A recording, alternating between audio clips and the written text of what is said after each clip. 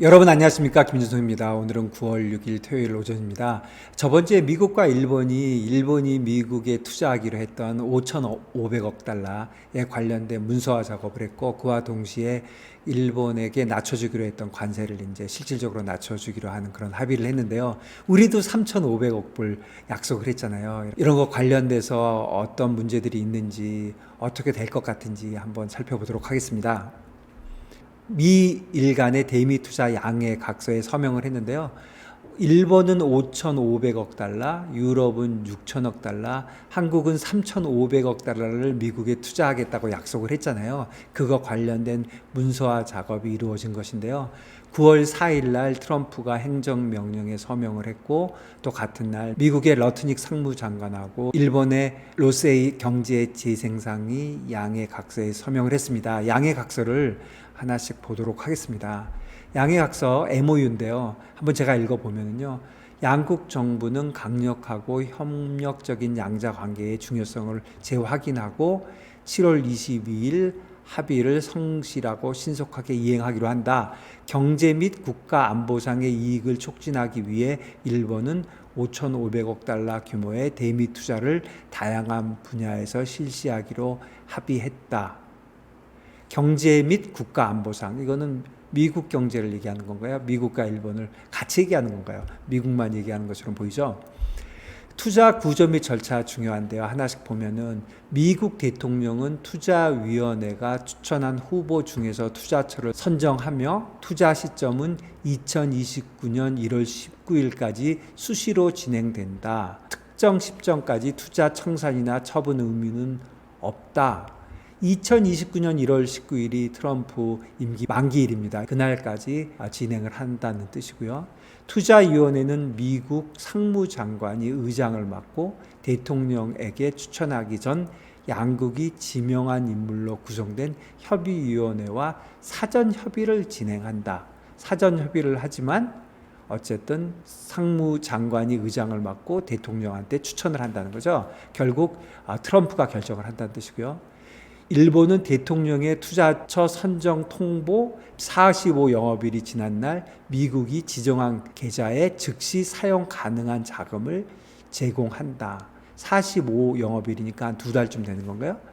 일본은 자금 제공을 하지 않기로 선택할 수 있지만 결정 전에 미국과 협의를 해야 된다. 일본이 양해 각서를 성실히 이행하고 자금 제공을 지속하는 동안 미국은 해당 품목에 대한 관세 인상 의도가 없다. 무슨 뜻이냐면 이걸 하지 않으면 관세를 다시 인상하겠다는 뜻이잖아요. 그리고 지정한 계좌에 즉시 사용 가능한 자금을 제공한다. 이 문구로만 보면 금액을 다 넣으라는 뜻으로 보이기는 하는데 글쎄요, 그거는 좀 자세히 봐야 될 것 같습니다. 일본 기업에 대한 배려, 투자위원회는 관련 프로젝트의 벤더나 공급업체 선정 시 가능하면 외국 기업 대신 일본 기업을 우선 선택한다. 이것도 보면은 외국 기업 대신이니까 미국 기업을 하면 그냥 하는 것이고 외국 기업으로 할 때는 일본 기업을 한다. 그런 뜻인 것 같습니다. 그리고 수익 배분 및 구조, 이게 중요한데 미국은 각 투자에 대한 특별 목적법인 SPV를 설립하며 SPV는 미국 또는 미국이 지정한 자가 관리한다. 미국이 한다는 거죠. 그 투자로 발생한 현금 흐름은 일정 배당 기준일까지는 일미 양국이 50%를 분배하고 그 이후는 일본 10%, 미국 90%의 비율로 분배된다.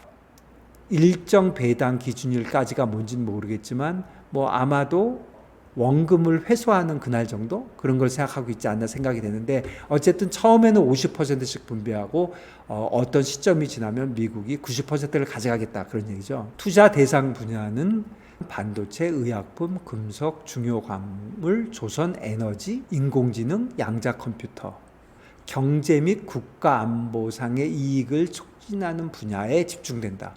이것도 미국 경제를 얘기하는 것 같고요.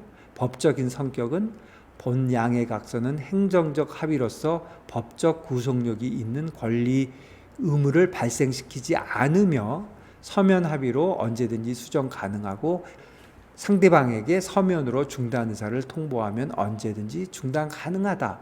그러니까 법적 구속력이 없다 그런 뜻인데, 이 앞에 보시면 자금을 제공하지 않으면 관세를 인상하겠다는 거잖아요. 그러니까 이거를 계속시키면 관세를 유지하겠지만 그렇지 않으면 관세를 올리겠다, 그렇게 하는 거죠. 여기까지가 그 MOU고요.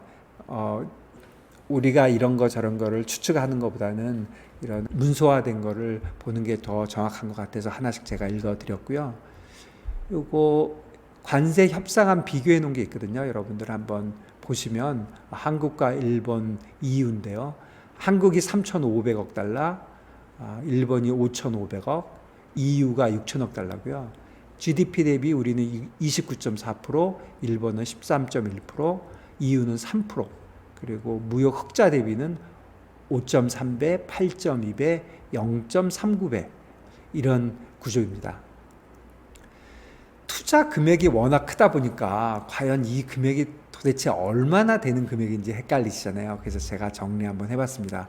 제가 원래 자료 같은 거 많이 만들지 않는데 여기저기서 모아서 만들어 봤거든요. 그래서 비교적 제가 크로스 책을 많이 해서 숫자들이 많이 틀리지는 않을 건데 혹시라도 이상한 숫자가 있으면 알려주시기 바랍니다.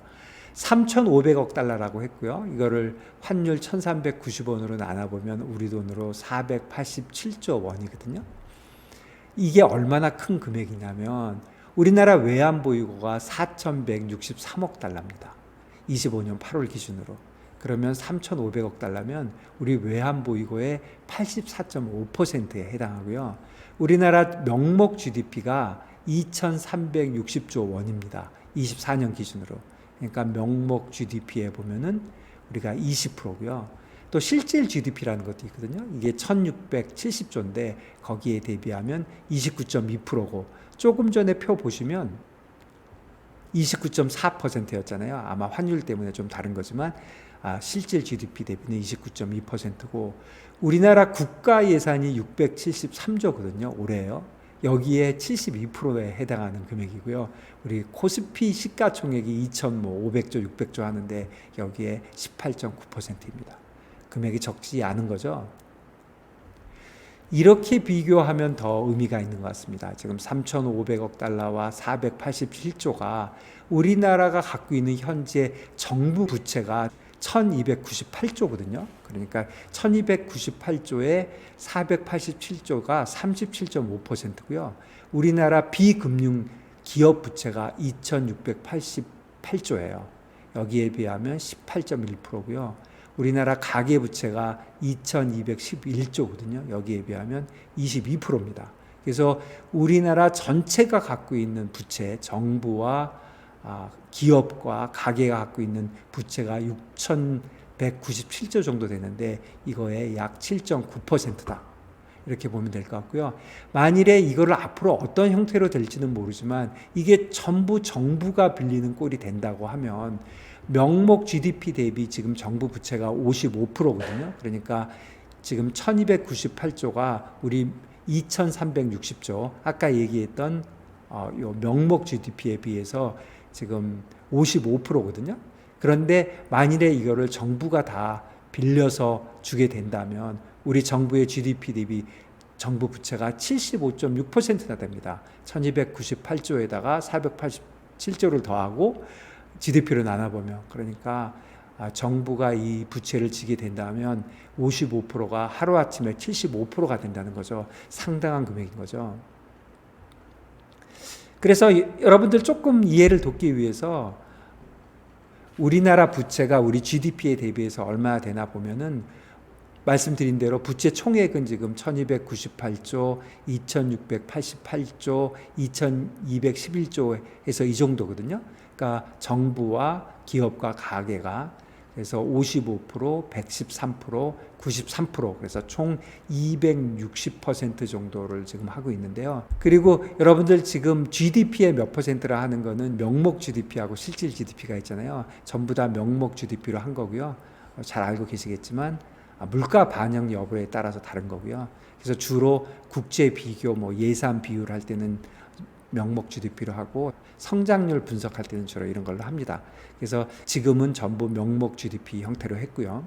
그리고 국가별로 부채 비율 잠깐 보시면은 일본은 235%, 미국 124%, 뭐 프랑스, 독일, 뭐 미국이랑 다 비슷하고요. 우리가 낮은 편입니다. 기업 부채를 보면은 오히려 미국은 작은데 일본과 우리가 113% 정도 되고요. 가계 부채는 여러분들 아시다시피 우리나라가 높은 편이고 미국은 60% 정도 됩니다. 전체적으로 보면 우리가 다 합쳐서 한 260% 정도 되잖아요. 미국이 60, 46, 124니까 200대 초반이고 일본은 235, 104, 65니까 400%가 좀 높죠. 그러니까 일본이 상대적으로 전체적으로 파이낸싱이 많고 레버리지가 많다. 이렇게 일단 생각할 수 있습니다. 자, 향후 전망에 대해서 좀 생각을 해보면 저는 첫 번째 얘기하고 싶은 거는 아니란 인식입니다. 정부도 그렇고 기업도 그렇고 우리나라 국민들도 그렇고 언론도 그렇고 모든 사람들이 너무나도 아니란 것 같아요. 대부분의 사람들이 이 금액은 트럼프의 보여주기식 표현이다. 그러니까 실제로 투자 가능성은 거의 없다. 그리고 구속력도 없다. 이렇게 얘기했지만 지금 구속력이 있는 거 아닌가요? 관세를 다시 복원하는 거에 대한 대가를 정확하게 명시했잖아요. 그렇다면 구속력이 있는 거죠. 그러니까 관세 맞을래? 이거 투자할래? 이런 식으로 나오는 거기 때문에 이걸 안 하고 다시 관세를 맞을 수 있을까요? 이런 면에서 볼 때 이거는 보여주기식이 아니라 실제로 일어날 것 같은 일인 것 같고, 그리고 실제로 지금도 이게 문서화가 안 되니까 우리 관세도 실질적으로 아직 안 내려줬잖아요. 그래서 자동차도 아직 25%잖아요. 그걸 15%로 내릴 때는 실제로 이거에 사인을 해야 내려준다는 거잖아요. 그래서 우리가 이게 단순하게 트럼프의 보여주기식 표현이 아니라 실제로 트럼프 임기 내에 3,500억 불을 다 투자해야 될 가능성이 저는 있다고 생각하거든요. 그런데 너무나도 안일하게 인식하고 있는 것 같고요. 또 이런 얘기도 하지 않습니까? 국내 기업의 해외 진출이다.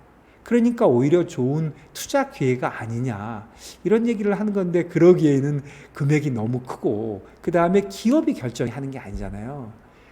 미국 정부가 결정을 하잖아요. 그런데 그게 가능한 얘기인지 이게 좋은 투자 기회인 건지 잘 모르겠습니다. 기업이 투자를 하는 것인지 미국 정부가 투자를 하는 건지 한국 정부가 투자하는 게 불분명한데 이게 국내 기업의 좋은 해외 진출이다? 이렇게 보는 거는 너무나도 이상하죠. 또 아니란 인식은 90% 미국 수익이라는 말을 한 거는 이거는 재투자한다는 뜻이다 이렇게 얘기했는데 이번에 양해각서 보니까 그렇지 않잖아요. 처음에는 50% 나눠주고 어느 정도 지나면 90%는 미국이 가져가겠다는 뜻이지 재투자한다는 뜻 아니거든요. 그러고 보면 또 한 가지 의문은 그럼 원금 회수는 어떻게 하지? 그리고 미국이 90%씩 가져가서 수익성이 있을까? 이런 생각이 들고요. 그리고 또 한 가지는 일본도 하는데 우리도 하면 되지 이렇게 얘기하는데 사실은 제가 볼 때 일본도 대책 없는 것 같거든요. 그리고 아까 제가 좀 말씀드린 대로 일본은 우리보다 기본적으로 파이낸싱이 더 많은 경제거든요. 우리는 한 200%, 260% 하지만 일본은 430%로 더 높은 파이낸싱을 하거든요. 그러니까 일본은 오히려 파이낸싱에서는 우리보다는 더 익숙하고 전체 사이즈에 비해서 작지만 우리는 굉장히 크게 영향을 미칠 것 같고요. 또 유럽도 할 텐데 우리는 무슨 큰 차이가 있나고 하지만 여러분 다시 이거 한번 보시면요. EU와 우리의 GDP 사이즈나 EU는 우리의 거의 몇 배입니까? 이거 한 20배 되는 건가요? 그리고 대미 흑자 규모도 큰 차이가 있고 무역 흑자 대비 투자 기금이라든가 GDP 대비 투자 자금의 비중이 우리하고는 큰 차이가 있습니다. 그러니까 결국 일본도 하고 유럽도 하는데 우리는 못할 게 뭐가 있나 이렇게 얘기하는 거는 너무나도 아니란 인식이다 그런 생각이 듭니다. 좀 더 구체적으로 전망을 해보려면 수익 구조부터 한번 보면은 일정 기간 동안은 50대 50으로 가져가고 그리고 그 이후에는 9대 1로 가져간다는데 이 50대 50은 아마도 원금 회수 기간까지를 생각하고 있는 것 같고 그때까지는 50대 50으로 나누고 원금이 일단 회수되고 나면 미국이 9를 가져간다 이런 얘기거든요. 그러면 그 이후에 90%를 가져가면 재투자 형태는 아닌 게 명확하잖아요. 그러면 제가 생각되는 의문은 미국은 수익을 어떻게 가져가지?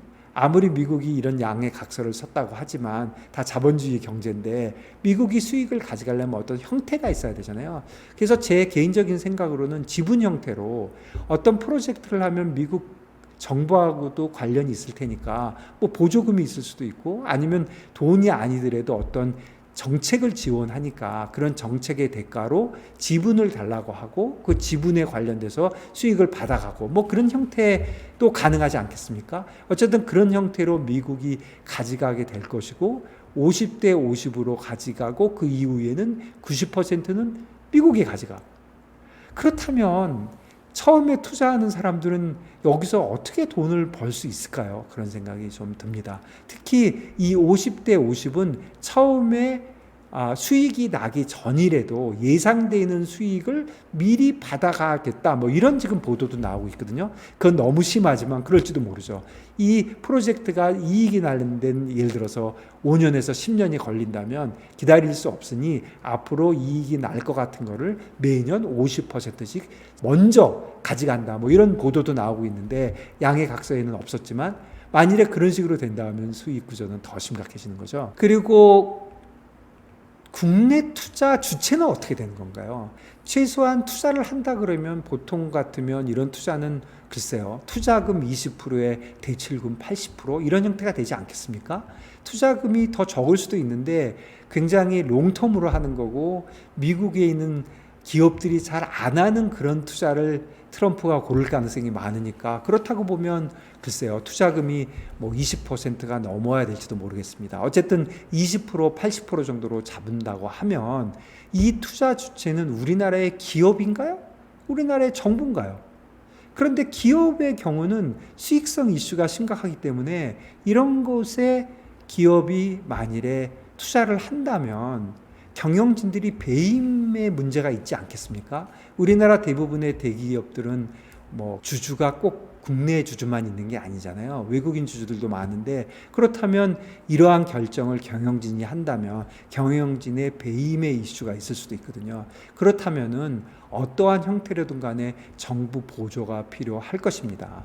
그럼 투자 주체가 기업이 됐든 정부가 됐든 상당한 금액을 정부가 보조하게 될 것이다. 그 보조라는 게 실질적으로 돈을 넣는지 아니면 뭐 보증을 하는지는 모르겠지만 우리 정부가 들어가지 않고는 얘기가 되지 않는 거죠. 좀 구체적으로 이 대출금에 대해서 생각을 해보면 이 대출금은 누가 빌려주는 건가요? 미국 은행이 빌려주나요? 아니면 국내 은행이 빌려주나요? 아까 양의 각서에 의하면 45일 내에 돈이 와 있어야 된다는데 물론 그걸 미국에서 빌려도 되겠죠. 그럼 또 한 가지 의문은 이런 프로젝트 파이낸싱을 하게 될 것인데 그러면 이 프로젝트가 있는데 뭐 미국 은행 쪽에서 볼 때 이 프로젝트만 보고 그냥 돈을 빌려주고 만일에 돈을 못 받으면은 그 주체인 한국 정부나 한국 기업한테는 돈을 받지 않는 그게 보통 without recours잖아요. 이런 거를 할 수도 있을 텐데 그러면 전체적으로 대출금에 관련된 부담이 줄어들잖아요. 근데 과연 미국 은행들이 그렇게 해줄까요? 상당히 장기일 가능성도 많고 수익성이 굉장히 나쁘잖아요. 뭐 미국 정부가 상당히 가져가니까. 그렇다면은 프로젝트 파이낸스 하는 미국 은행들이 한국 정부나 한국 기업한테 without recours는 안 해줄 것 같아요. 그러니까 무슨 뜻이냐면 만일에 프로젝트에서 돈을 못 받으면 아니면 프로젝트를 경매해서 돈을 못 받는다면 너네들이 갚아야 돼. 이렇게 될 가능성이 있거든요. 그렇다면은 이 모든 부채의 부담은 한국 기업이나 정부가 지게 되는 거죠. 그렇다면 기업 보증과 정부 보증이 어떻게 되느냐 이게 또 관건인 것 같고 그리고 국내 기업이나 국내 은행이 하게 된다면 국내 기업의 부채 비율은 어떻게 되는 건지 또 국내 은행의 리스크 대비 자산 비율 보통 우리가 얘기하는 BIS 비율 같은 게 상당히 나빠지지 않겠습니까? 이런 문제들은 어떻게 되는 것인지 그런 것들이 사실 우려가 됩니다. 그리고 또 결정적인 거 하나는 출구 전략입니다. 투자를 했으면 언젠가는 나와야 되는데 출구 전략은 어떻게 돼야 되는 건가요? 투자금 20%, 대출금 80% 예를 들면 이런 것들을 어떻게 회수하나요? 수익금 배당으로만 하나요? 아니면 나중에 미국 정부나 미국 기업에 매도하나요? 이런 것들이 없기 때문에 지금 얘기로 볼 때는 50%를 나눠갖고 그리고 어느 시점이 지나면 미국 정부가 90%를 가져가면 그러면 기업은 10%밖에 못 가져오는데 이런 기업을 어떤 사람이 사겠습니까?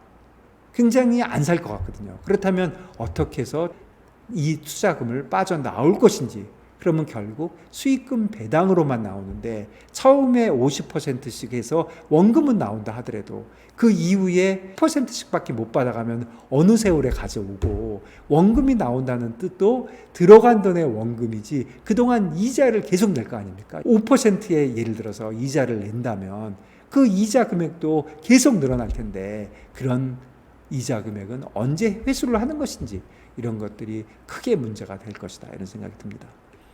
또 전체적으로 보면 외환 유출은 어떻게 되나요?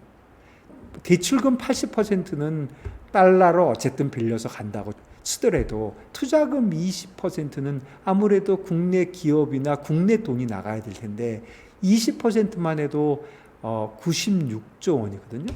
3,500억 달러에 20%니까 700억 달러잖아요. 그러면 외환 보유고에서 나가나요? 외환 보유고에서 나간다면 700억 달러면은요, 우리 외환 보유고가 4,163억 달러니까 700억이면 17%입니다. 그 외환 보유고에서 나가는 게 아니라 그냥 시장에서 매입해서 한다고 하면, 그러면 원달러 시장에서 이러한 금액을 사야 되면 결국은 시장은 외환 보유고에서 충당하게 될 것입니다. 기업의 투자금은 아무래도 자체 자금이라고 보면 달러를 매입해서 투자하게 될 가능성이 많아 보이긴 합니다. 결국 우려되는 후폭풍은, 첫째는 국내 경제 규모에 비해서 금액이 너무나도 큽니다. 당초에 한 1,500억 달러 정도를 우리 정부가 생각하는 걸로 저도 들었던 것 같은데 결국 이게 3,500억 달러까지 늘어났고, 이 1,500억 달러도 기업들이 해외 진출 목적으로 한 금액들을 합계한 것인데 이제 3,500억 달러가 된다고 하니까 너무나도 큰 것이고요. 결국 이런 일이 다 현실로 일어나게 되면 국내 투자분이 해외로 크게 이전한다, 이렇게 봐집니다. 그리고 수익성 담보가 전혀 되지 않고 있기 때문에 이런 것들이 문제고, 결국 국내 우리나라 정부라든가 우리나라 기업의 부채 비율에 큰 부담이 될 것이다, 이런 생각이 들고요. 그리고 외환시장과 자본시장에도 큰 부담이 될 것입니다. 이런 식으로 투자가 줄어들게 되고 기업들의 성과가 나빠지게 되고 또 국내 투자가 해외로 많이 몰리게 된다면 개인과 기업의 해외 유출, 해외 자본 유출의 속도는 더욱더 가속화될 겁니다. 오늘 여기까지고요. 많은 우려를 제가 했는데 우리 정부와 기업이 힘을 합쳐서 보다 나은 협의를 이끌어내기를 기대합니다. 감사합니다.